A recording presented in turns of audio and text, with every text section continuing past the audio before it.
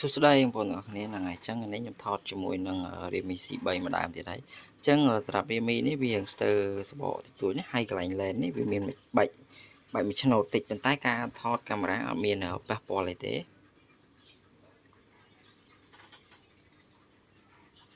អូខេបងប្អូនកង់ពលិចតិចណានេះចិត្តដូចបងប្អូនឃើញអញ្ចឹងកាមេរ៉ារបស់គេគឺច្បាស់ទាំងមុខច្បាស់ទាំងក្រោយណាហើយសម្រាប់កម្លាំងម៉ាស៊ីនរបស់គេគឺ RAM 3 32G ណាហើយសម្រាប់នេះខ្ញុំលក់តម្លៃវា120,000 រៀលបងប្អូនយកទៅមានសបកមាន screen មានហាងសាកទៅមួយឈុតណាហើយហាងសាកខ្ញុំមកល្អដូចគ្នាណាហាងសាកតម្លៃលក់គឺ20,000ហើយអញ្ចឹងប៉ុន្តែតម្លៃទូរស័ព្ទនេះតែ120,000ទេបងប្អូនយកទៅខ្ញុំ free ទៅមួយ set ហ្មងយកទៅគឺប្រើហើយណាអានេះថ្មកាន់សេវាល្អណាហើយខ្ញុំតេស្តឲ្យអស់ហើយថ្មក៏កាន់សេវាវាក៏ខ្លាំងដែរបងប្អូនធ្លាប់ប្រើ Redmi ដឹងណាតម្លៃប៉ុណ្ណេះគឺធូរថ្លៃមែនតើបងប្អូនវាស្ទើរតែសបកតិចតួចទេ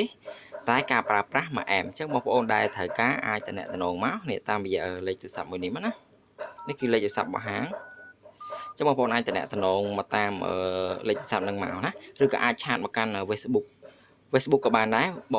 បើឆាតនៅ Facebook បងប្អូនអាចចុច link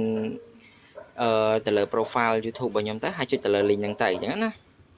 បាទអញ្ចឹងបើចង់ដឹងព័ត៌មានបន្ថែមអាចតាក់ទងមកកាន់លេខទូរស័ព្ទហ្នឹងក៏បានដែរអញ្ចឹងវីដេអូនេះមានតែប៉ុណ្្នឹងទេយើងជួបគ្នានៅវីដេអូក្រោយទៀត